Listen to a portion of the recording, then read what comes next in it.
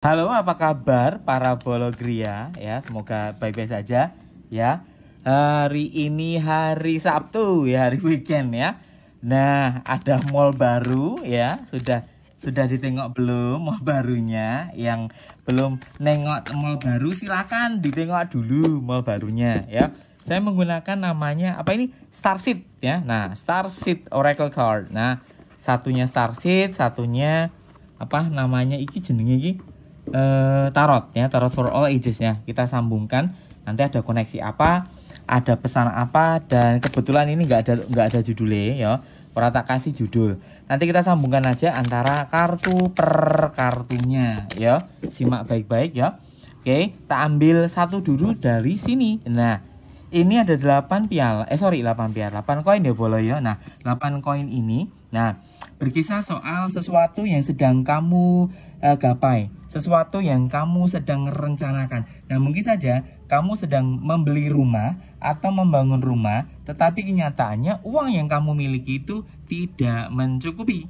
Ya, nah untuk kalian yang sedang menginginkan adanya rumah baru atau adanya pembelian rumah ataupun cicilan rumah, perhatikan dan sesuaikan dengan budgetnya. Atau bisa jadi kalau kamu pengen beli mobil atau mengkredit mobil, perhitungkan kembali ya. Jangan sampai tahun depan justru pajaknya itu naik tetapi gajimu itu makin menurun. Nah, pertimbangkan ya.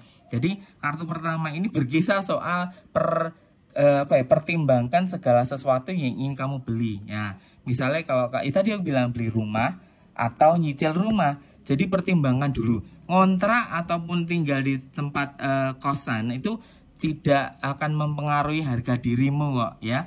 Tetap saja kamu itu akan belajar bersyukur ya. Gaji cuma 5 juta, gaya hidupnya 20 juta yang nggak seimbang, jomplang ya para.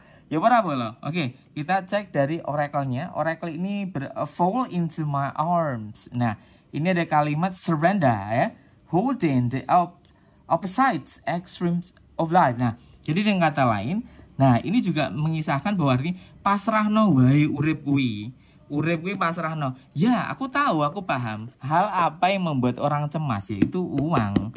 Ya, hidup tanpa uang ini cemas, bukan pusing ya, cemas karena biaya itu berjalan terus ya, numpuk terus. Ya, jadi dengan kata lain, jika kamu ingin membeli ataupun mengkredit sesuatu, pertimbangkan baik-baik ya. Jangan sampai, ini kan gambarnya gambar arwah nih ya. Ini ada arwah yang jatuh satu persatu, ini gambarnya arwah nih. Nah, jadi dengan kata lain, kamu itu hidup itu harus betul penuh dengan pertimbangan gitu.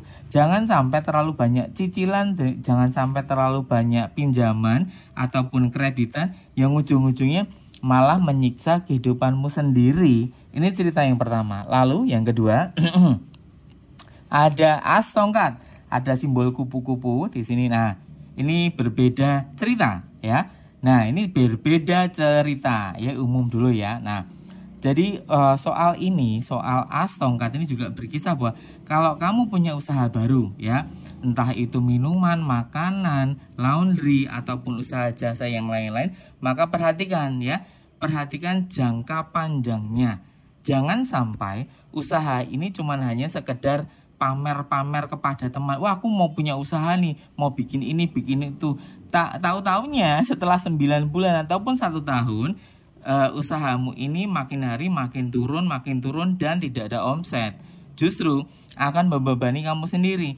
Maka perhatikan jika kamu ingin membuka sebuah usaha. Jangan sampai asal-asal buka usaha. Dan untuk kalian yang masih bekerja di sebuah perusahaan, entah itu PT, entah itu di kantor, atau di mall, ataupun di tempat manapun, ya, jika kamu memiliki tabungan yang cukup, jangan dibuang-buang dulu, ya, jangan dibuang-buang dulu, karena 2025 akan ada pemecatan gede-gedean loh. Hati-hati loh, tak warning loh ya, hati-hati tak warning, jadi lebih hati-hati.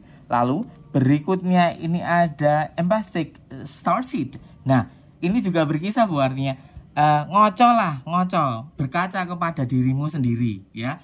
Jangan sampai penyesalan ada di terakhir kehidupanmu. Jadi dengan katanya begini loh. Kalau kamu orang yang istilahnya begini, alah gampang besok masih ada rezeki. Belum tentu besok itu rezekinya sama seperti hari ini ya. Jadi dengan kata lain, kamu itu harus mempertimbangkan segala sesuatu ya. Terutama untuk kalian yang punya usaha, itu jangan punya pikiran istilahnya yang penting kan dapat uang. Nanti lambat laun tuh akan apa ya? Akan menyusut dan para pembeli-pembelimu itu akan berkurang. Jadi jangan sampai kamu meremehkan sesuatu yang pada akhirnya itu membuat hidupmu itu sengsara sendiri ya. Jadi luwih hati-hati ya bolo ini. Oke, berikutnya tak geser soal percintaan ya. Wis paham iki? Geser percintaan, judgment. Nah, yang punya pasangan ya. Nah, geser percintaan iki ya, campur-campuri. Untuk kalian yang mengalami putus nyambung atau kamu merasa bahwa apakah aku ini egois atau justru pasanganku egois ya, maunya dimengerti terus gitu. Nah, jadi jika kamu dengan pasanganmu sering kali cekcok dan tidak menemukan sesuatu yang seimbang, maka artinya kamu dan dia memang tidak cocok. Tetapi untuk kalian yang sudah berumah tangga, yang memiliki suami istri, kalau cekcok itu sudah biasa. Tetapi dari sini juga terbaca kalau memang tahun depan kamu akan menggugat pasanganmu ya, jangan sampai anak-anakmu ini kebingungan nih.